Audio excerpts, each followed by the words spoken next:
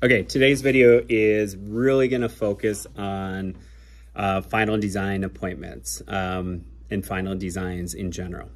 We covered this last week. I wanted to also do a video so that you have this in, to look back on, because it's a lot of materials that we covered. So here's what ends up happening. So when you were in the appointment, you got them booked, right? So what that means is you got the installation agreement sent out to them. They signed that. You did a welcome call, right? Great. And then they set up the site survey. Okay. That is a book. That is your first step in making money. First step in this process. You haven't yet sealed the deal. Okay. So they have a site survey. After that site survey, they're going to take a couple different routes. They're going to have either a design sent out. Okay, a final design is sent out to the customer. When a final design is automatically sent out to the customer, what that means is all the numbers that you sat down with them, booked them on, everything is the same. There might be a little bit of deviation of where they put the panels or a little bit of deviation for the kilowatt hours, but for the most part, everything is the same. The price is exactly the same. There's no changes with that. At that point, the final design is sent out by email. Okay. I end up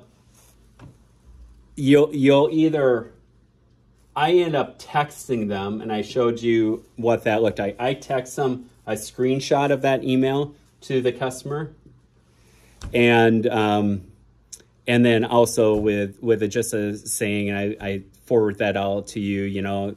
Hey John, great news! They just finished with your final design. Everything's looking like what we talked about the other day. Go ahead and give us a thumbs up, approved, and we'll get started with the next steps. And my sense of my career right now, the point I am at my career right now, when I send those out, I get a lot of, okay, approved, and then we get started on the next steps.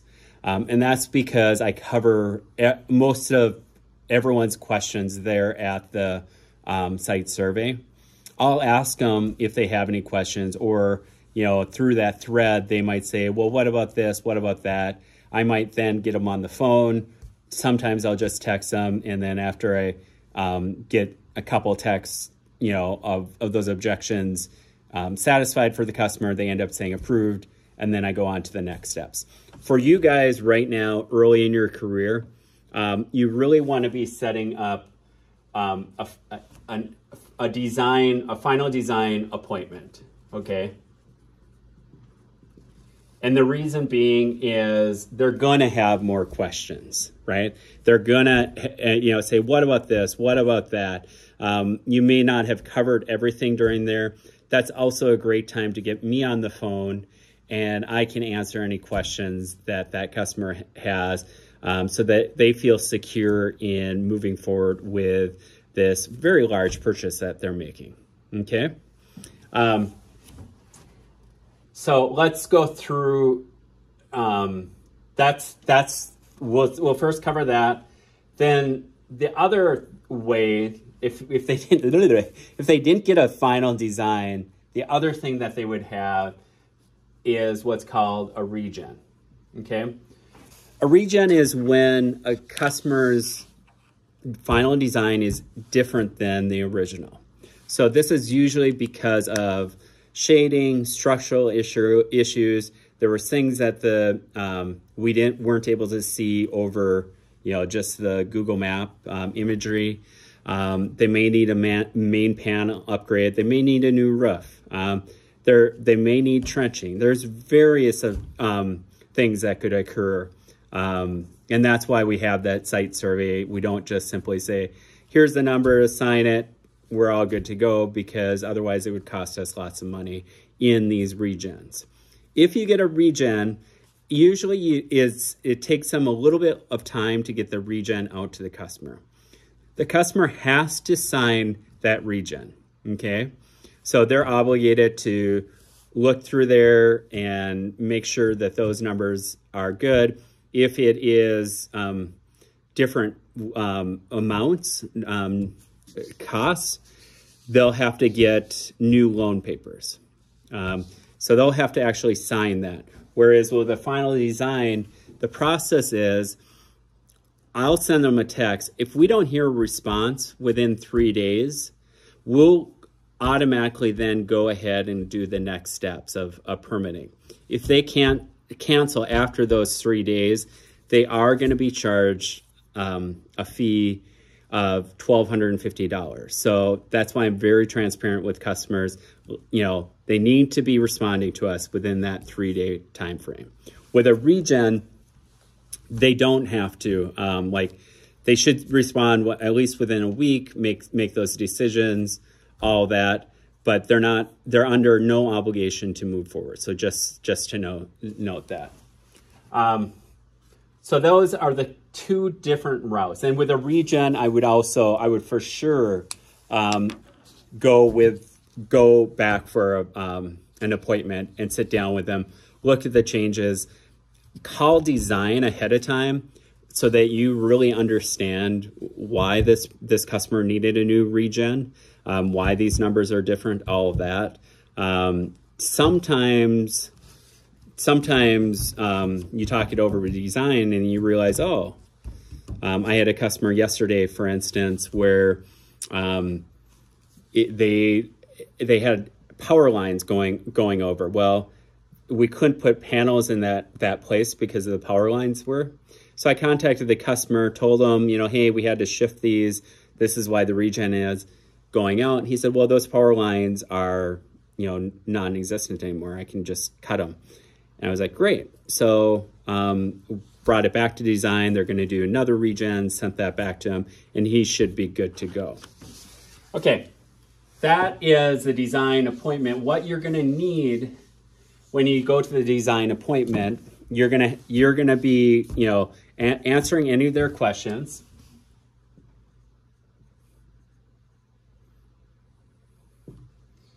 And then you're gonna get loan docs signed. Okay, if you didn't do the loan docs signed at the initial booking, that's when you'll go through those loan docs and get them signed.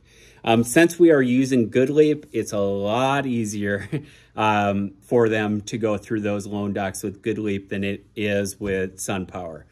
With GoodLeap, basically the only kind of hurdle is they're going to need to know their bank account number, routing number for automatic withdrawals to get pulled out. So GoodLeap is far and away better than SunPower. With SunPower, they have like 3-4 different steps. It can be a real hassle. So as of right now, we're just using GoodLeap and it's a lot easier. So you'll get those loan docs signed. 3, utility bill. Okay, so on the utility bill, and we covered this, right? You're gonna need account number, premise number,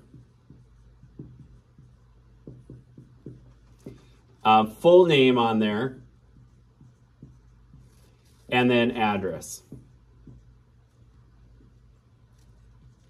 The premise number is on Excel. It's probably not going to be on a lot of the other utility companies that we use. It is going to be on the second page on Excel. Make sure you get that. If you're in the appointment, make sure you're getting that. The other thing that we're going to need is HOI. And HOI stands for homeowners insurance. And on there, there's going to be a number. It's going to be called the declarations page. Usually the insurance agent emails that to them. Other times it's available online. You'll get that then, or if you didn't get it in the booking. If I'm confident with a customer, then I'll get everything, get the deal sealed at booking. For people that are like, I just want to get them booked, I'll then get it at that final design. So the declarations, what that will have, in particular, it will have a liability amount, and it's going to be about $300K or more. And it's depending on what size of the system is. It's also depending upon what the utility company is asking for. And then the other thing is the date. The expiration date needs to be within or without, before, after 45 days. So, you know, like right now it is December 12th, no, December 11th. It has to be, if it was going to expire on December 31st, I would need to get a renewal. So pro tip here, and remember this, when you're in the booking, get the insurance agent's name, get their contact, get their name, get their, you know, where they're working. So, you know, oh, who's your insurance agent? Oh, it's Jacqueline Smith. She works at State Farm here locally. Great. Write that down in the notes, because particularly if it's an older customer, or a customer that isn't, or if a customer is really busy, you can actually contact the insurance agent for the customer, because on the installation agreement, the first thing that they signed gives us permission to contact the insurance agent. So you can do that on your own. But if you're at a final design appointment, you can do it at that point. Okay, so they got all that. You get all that. At that point, go back and have the customer respond to your text to say approved on there, like before, just so you have something in writing. And then you can right away get it moving to the next steps. I mean, you can do that after you're out of the appointment. You gather all this information, make sure it's all correct, and then you can do this on your own. And what you're going to do, so you're out of the appointment, you're going to submit it into the migrated documents, the utility bill into the utility bill information. You're approved into the migrated, and your homeowner's insurance there's a folder with the homeowner's insurance. You're going to then call Blue Raven support. They're going to approve the final design by looking at your text that's in migrated. After that, they're going to look at the loan docs, make sure everything is good to go. You could do that in the final design appointment, just to be sure. And then after that, then it's you're going to be sent over to utilities. So utilities is open Monday through Friday, like 8 a.m. to 5 p.m. Mountain Standard Time. So remember that if you're trying to get of FDC, which is final design complete, before next pay period or anything, you'll call over to utilities. They'll get everything verified. They're going to look to determine whether or not you have all of this on the homeowner's insurance. They're going to look at verify the utility bill, make sure all your pictures are clear so that they have clear, transparent pictures. After that, if they verify everything, at that point, it will go to FDC. And FDC stands for Final Design Completed. That means you will get paid on this deal. So next pay period, and you'll get residual on that. So that's the ultimate goal. Long video, 14 minutes, covered a lot. Hopefully that was helpful. Thanks.